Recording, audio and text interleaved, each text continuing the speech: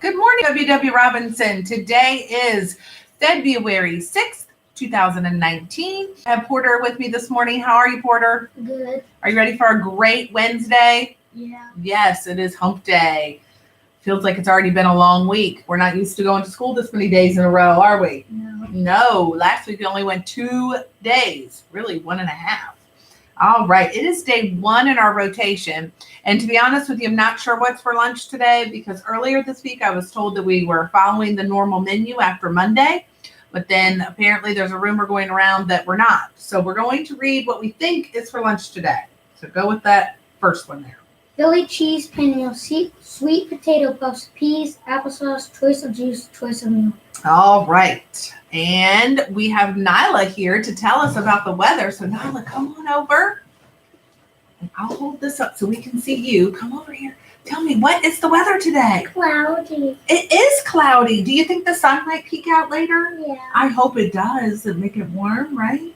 All right. Thank you. Do you have mismatched clothes on today? Oh, you're mismatched. She's got crazy camo pants and a unicorn top. Very nice. And a hearts jacket. Love it. Thank you. Have a good day. And we have Gavin here to lead us in the pledge. So please stand. You're right. Pledge allegiance to the flag of the United States of America and to the republic for which it stands, one nation, under God, indivisible, with liberty and justice for all. Thank you, Gavin. Please join me for a moment of silence.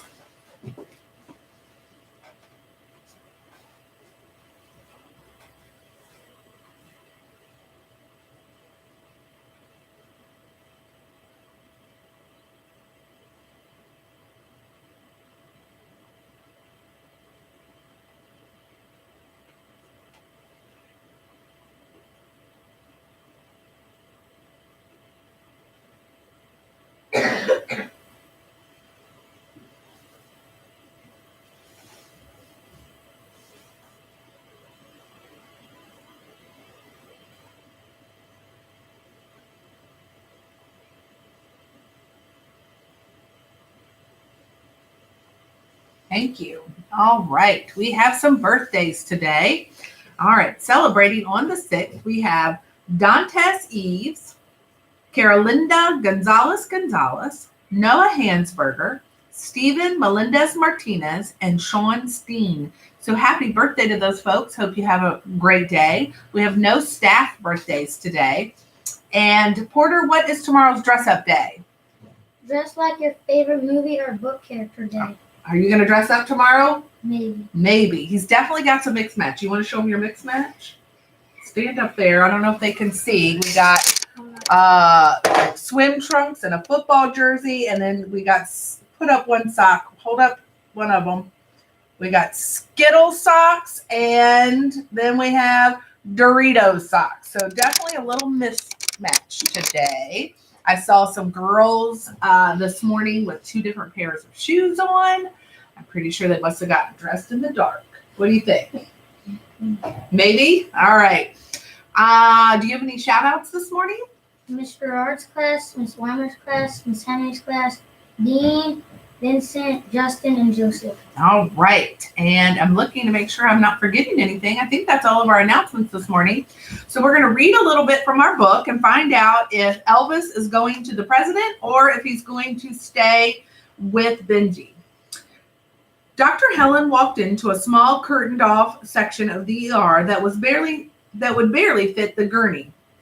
My mom and Elvis, it didn't actually fit Elvis because his giant furry tail went under the curtain into the next section.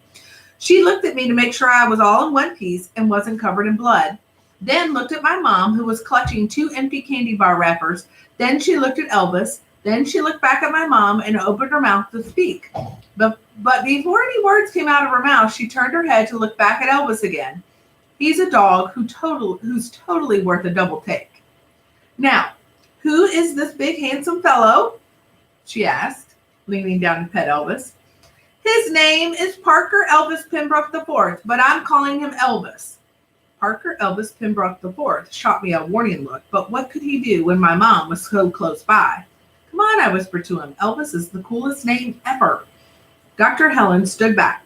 She looked at my mom's face, and I guess she's been a doctor long enough to just know what needs to be done in the most efficient way possible. Nadine, why don't you take this big guy on a tour of the hospital grounds? I think there are a few trees out there he could easily make his own. My mom was about to object, but out of all the people in the world, she really trusts Dr. Helen. She grabbed Elvis's leash and they walked out, leaving me alone with Dr. Helen. I took a deep breath because I was suddenly nervous and my mouth was dry. Benji, what's going on? I will admit, I thought about lying to Dr. Helen because it just seemed so much easier, but as she was literally the very first person to ever see me, like ever, since she was the doctor who delivered me and saved my life, it seemed extra wrong to not tell the truth. I don't really know exactly what's going on, Dr. Helen, but if I had to guess, I think my mom freaked out because I told her that Elvis talks, or rather, he talks and I can understand him. I know it sounds weird, but I swear I'm not making it up. He arrived at the house, and when my mom was in the kitchen, he walked around smelling our living room. I introduced myself, and then he introduced himself by talking out loud to me, and that's not even the craziest part of the story. Dr. Helen's expression was hard to read, but then again, it's always hard to read. She did lean in slightly when I said that the talking dog part wasn't the craziest part. Well, please continue. The dog told me he actually belongs to the President of the United States, that there was a mix-up and he got delivered to my house by mistake.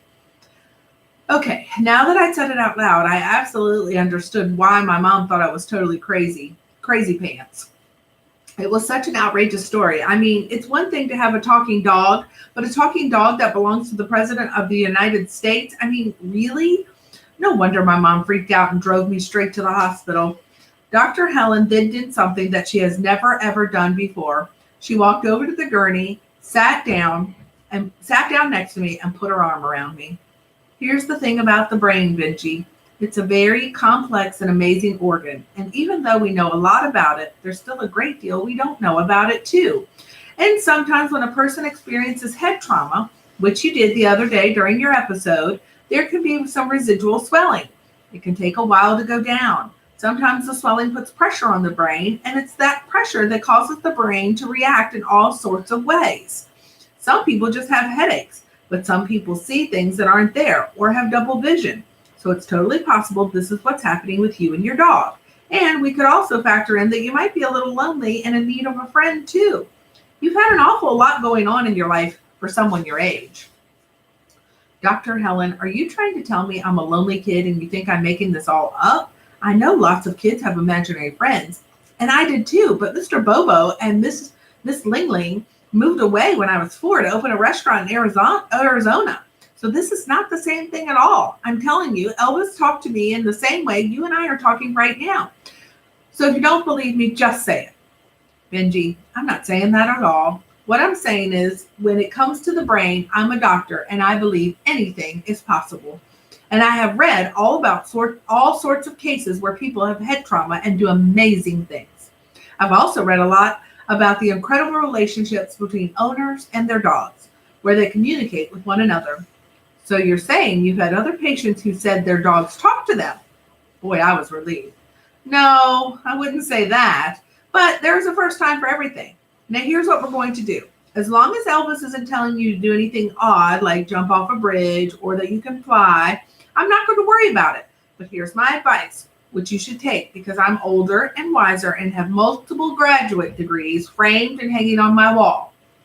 I know if I had a talking dog, I'd be careful who I shared that information with, if you catch my drift. So you believe me? I believe you. I believe in you. But what I don't believe is how big that dog is. You do realize his poops are going to be bigger than you, right? Ew, Dr. Helen, that's so gross. Then I got serious again. So what do we do about Mom? Dr. Helen said she'd take care of my mom, but that she was going to have me stay in the hospital overnight for one more test to be totally sure nothing was wrong with my brain. And if I recall correctly, you're getting the 10th punch on your Dino punch card. His shift starts in another few hours. That's right. I was excited now. I wonder what my prize will be. I hope it's something good. She smiled and shrugged and said she was pretty sure Dino wouldn't disappoint me. Hey, Dr. Helen, do you think Elvis is telling the truth about him being the president's dog, or do you think I have the one talking dog who's also a big fat liar?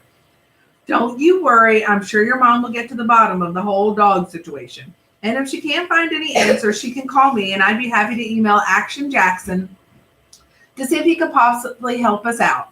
In the meantime, just focus on the positive, which you don't have to wear the helmet as long as he's here. I personally get a very good vibe from him. And we will stop there for today, so you can choose to be the kind of leader that you would follow and make it a great day. So long.